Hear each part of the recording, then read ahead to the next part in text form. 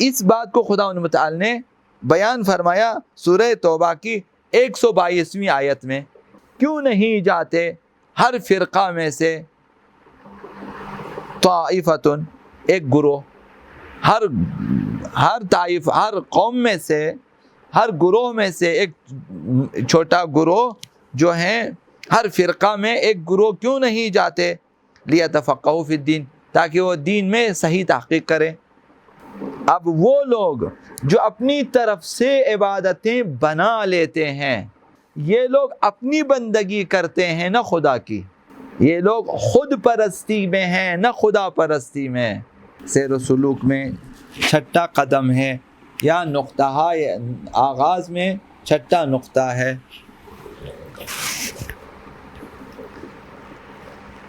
یہ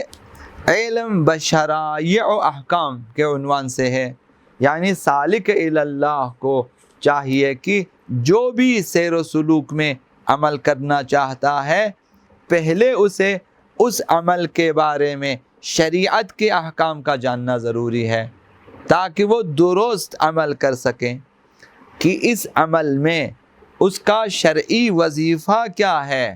تاکہ اس کے رفتار اور اس کے اعمال اور کردار موازین شریعت کے مطابق ہو۔ اپنی مرضی سے عمل کرنا کافی نہیں ہے، اپنی مرضی سے وظائف بنا کر پڑھنا کافی نہیں ہے، یا بلکہ صحیح نہیں ہے۔ تو پہلے جاننا چاہیے کہ شریعت میں مجھے کیا حکم ہے، کہ مجھے کیا کرنا چاہیے، پھر عمل کرنا چاہیے۔ تو یہ جو احکام شریعت ہیں، ضرورت کی حد تک یاد کرنا، سیکھنا ہر مکلف پر واجب ہے، آپ پر بھی واجب ہے، ہم پر بھی واجب ہے، مردوں پر بھی واجب ہے، عورتوں پر بھی واجب ہے۔ اب اگر کوئی شخص مسائل ضروریہ کو، مبتلا بہ مسائل کو نہیں سیکھتا، شب و روز، روزمرہ، گھر میں، باہر، دفتر میں، اجتماع میں، معاشرے میں پیش آنے والے مسائل یاد نہیں کرتے، تو گناہ کار ہے، وہ فاسق ہے، خداوند اس سے سوال کرے گا، پوچھ گچھ کرے گا خداوند متعال، اسے ایسے ہی نہیں چھوڑے گا قیامت کے دن، تو سوال ہوگا۔ لہذا جب تک احکام شریعت نہ سیکھے، اس وقت تک اس کے لیے ممکن نہیں ہے کہ وہ اپنے وظیفے کو انجام دے سکے۔ وظیفہ اس وقت انجام دے گا جب آپ کو وظیفے کا حکم معلوم ہوگا کہ میرا وظیفہ کیا ہے، طریقہ کار بھی معلوم ہوگا۔ شریعت آپ کو یہ بھی بتاتی ہے کہ اپنے وظیفے پر کیسے عمل کرنا ہے۔ مثلا نماز کا حکم آپ نے سیکھ لیا کہ اللہ نے مجھے ان اوقات میں نماز پڑھنے کا حکم دیا ہے، تو شریعت آپ کو طریقہ بھی بتائے گا کہ نماز کس طرح پڑھنی ہے۔ تو انسان کو یہ بھی جاننا چاہیے کہ میرا وظیفہ کیا ہے، اور دوسری مرتبہ یہ جاننا ہے کہ اپنے وظیفے پر عمل کرنے کا طریقہ کیا ہے، وہ بھی شریعت سے سیکھنا واجب ہے،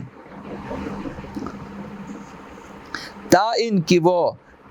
جو ہیں وظیفے پر عمل کر سکیں اور مؤدب بآداب الہی ہو سکے۔ پہلے آداب سیکھیں، تب پتہ چلے گا کہ مجھے کن آداب کی رعایت کرنی چاہیے۔ تو لہٰذا جب تک وظائف کا علم نہ ہو، اس وقت تک وظائف کی شناخت نہیں ہوگی، اور آپ عمل بھی نہیں کر سکتے اپنے وظیفے پر۔ جب تک مقررات شریعت کا پتہ نہ چلے، آپ شرعی مقررات پہ عمل نہیں کر سکتے، ممکن نہیں ہے۔ بنابراین ہر مکلف پر لازم ہے، ہر شخص پر، ہر بالغ و عاقل پر یہ فرض ہے کہ اپنے دینی احکام کو ضرورت کے مطابق، جس قدر ضروری ہے، جس قدر آپ کے لیے پیش آ جاتے ہیں مسائل، انہیں جو ہیں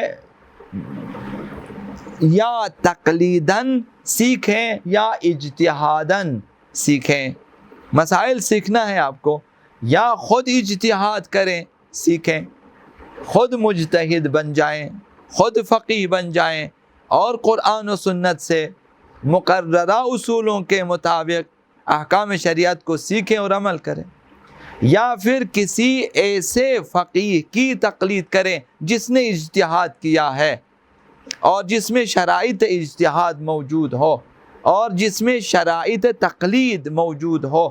آپ اس کی تقلید کر کے احکام سیکھ سکتے ہیں۔ اس نے اجتہاد کر کے احکام کو تیار کیا ہے، میں اس کی پیروی کرتا ہوں، وہ مجھے بھی بتائے گا اپنے احکام، جس پہ خود عمل کرتے ہیں وہ آپ کو بھی بتائے گا، اور آپ بھی اپنے حساب سے اسی شرعی احکام پہ عمل۔ یہ واجب ہے، ہر ایک پہ واجب ہے، اس سے غفلت جائز نہیں ہے، اسے فراموش نہیں کرنا چاہیے کہ ہم میں سے جو بھی اپنے روزمرہ پیش آنے والے مسائل شرعیہ، احکام شرعیہ نہیں سیکھتے، ہم گناہ میں مبتلا ہیں، ہم نافرمانی میں مبتلا ہیں، خداوند متعال کی نافرمانی میں۔ خداوند متعال مسلسل فرماتا ہے کہ سیکھیں، احکام سیکھیں اور عمل کریں، اور ہم نہیں سیکھ رہے، آج کل کرتے جا رہے ہیں۔ تو یہ یاد رکھنا چاہیے کہ ضروری مبتلا بھی پیش آنے والے روزمرہ احکام کا نہ سیکھنا فسق ہے، نافرمانی ہے، عصیان ہے، گناہ ہے، طغیانی ہے، یہ سرکشی ہے، یہ سیکھنا واجب ہے، اسے اہمیت دینی چاہیے، چونکہ معاشرے میں شرعی احکام کو اہمیت نہیں دیتے لوگ، ہمیں دینا چاہیے۔ شرعی احکام بہت ہی کم اہمیت کے حامل ہیں ہمارے معاشرے میں، فائدہ نظر آیا شرعی احکام کے پیچھے چلے جاتے ہیں، جب آپ نے دیکھا کہ میری مشکل شرعی مسائل کے ذریعہ حل ہو سکتی ہے تو اس کے پیچھے چلے جاتے ہیں، میرے پاس گواہ موجود ہیں، اور جب اپنا فائدہ ظاہری دنیاوی فائدہ نظر نہیں آتا پھر لاپرواہی برتتے ہیں۔ بہت کم مؤمنین ایسے ہیں جو شرعی احکامات پہ توجہ کرتے ہیں، جوان طبقہ بھی اہمیت نہیں دیتے، خواتین بھی اہمیت نہیں دیتی ہے، اکثر مؤمنین بھی توجہ نہیں دیتے کہ میرا فریضہ یہی کہ عمل کرنا ابھی یہ گام دوم ہے، پہلے قدم پر سیکھنا واجب ہے، اس میں سب جو ہیں سرکشی کرتے ہیں، سرپیچی کرتے ہیں، نافرمانی کرتے، نہیں سیکھتے، شرعی احکام والی کتاب خریدتے نہیں ہیں، ڈھونڈتے نہیں ہیں، اگر ملے پڑھتے نہیں ہیں، اگر پڑھے یاد نہیں رکھتے، اگر یاد بھی رکھے عمل نہیں کرتے ہیں، تو کس قدر ہم گناہ میں مبتلا ہیں۔ تو لہذا فرمایا اگر سیر و سلوک الی اللہ کرنا چاہتے ہیں، اخلاق عملی چاہتے ہیں، خود سازی چاہتے ہیں، تو پہلے آپ کو اپنا وظیفہ جاننا ہوگا کہ شریعت میں میرا وظیفہ کیا ہے، اور پھر طریقہ کار بھی آپ کو سیکھنا ہوگا کہ میں نے اپنے وظیفے پر کس طرح عمل کرنا ہے۔ جس طرح نماز کا حکم دیا، نماز کا طریقہ بتا دیا کہ یہ وضو شرط ہے، طہارت بدن، طہارت لباس شرط ہے، وضو اس میں شرط ہے، قصد قربت اس میں شرط ہے مثلا، اور جگہ کی کچھ شرائط ہیں، اوقات کی کچھ شرائط ہیں، پھر خود نماز کی کچھ شرائط ہیں وغیرہ وغیرہ، طریقہ کار بھی شریعت بتاتی ہے۔ لہٰذا یا اجتہاداً یا تقلیداً احکام شرعیہ یہ ضروریات سے آگاہ ہونا سب کے لیے ضروری ہے، پیش آنے والے مسائل کا سیکھنا واجب ہے، اور حد اقل ہر معاشرے میں ایک گروہ پر واجب ہے کہ وہ دین میں گہری تحقیق کریں، تفقہو،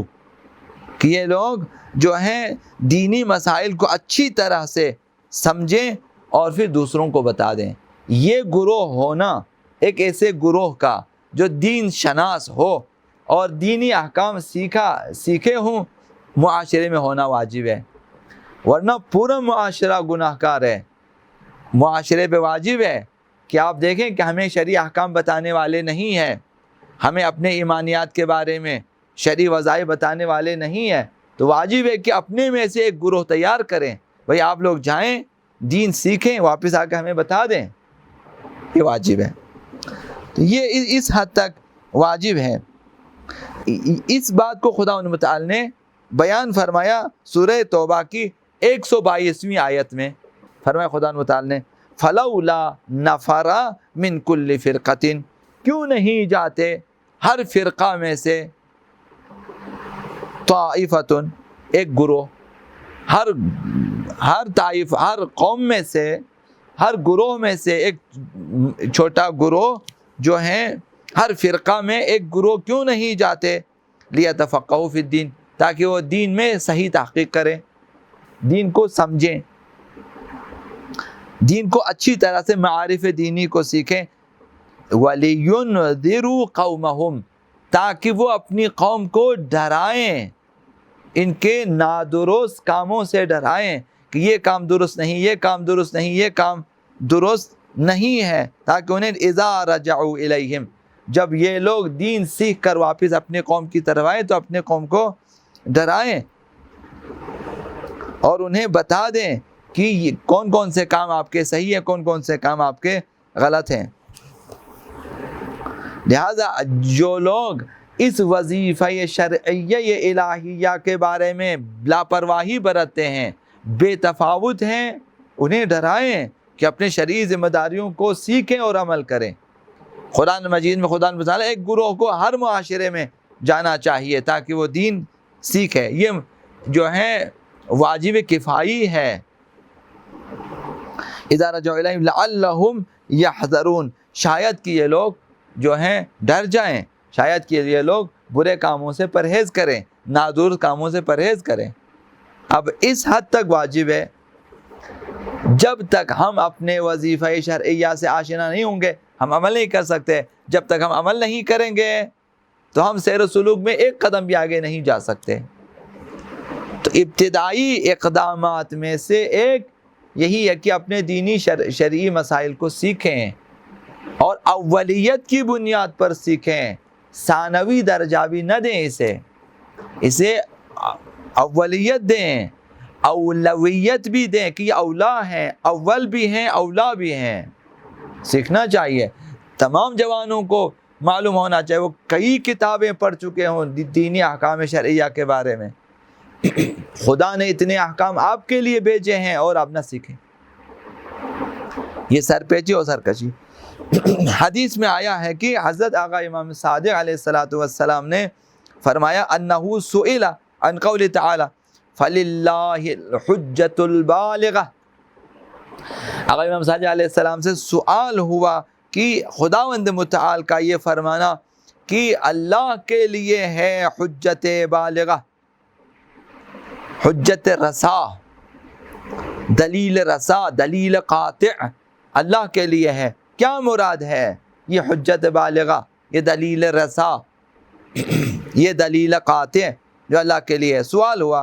خدا تعالیٰ آقا امام صادق علیہ السلام نے فرمایا ان اللہ تعالی یقول للعبد یوم القیامہ، قیامت کے دن خداوند متعال اپنے بندے سے پوچھے گا، آپ سے پوچھے گا، مجھ سے پوچھے گا، ہم سب سے خداوند متعال پوچھے گا، ایک ایک سے پوچھے گا۔ فرمایا کہ پوچھے گا عبدی اکنت عالما، اے میرا بندہ کیا تجھے پتا تھا اپنے شرعی ذمہ داریوں کا، دنیا میں جو تمہاری ذمہ داریاں تھیں اس کا پتا تھا تمہیں؟ اکنت عالما، کیا تو عالم تھا، جانتا تھا؟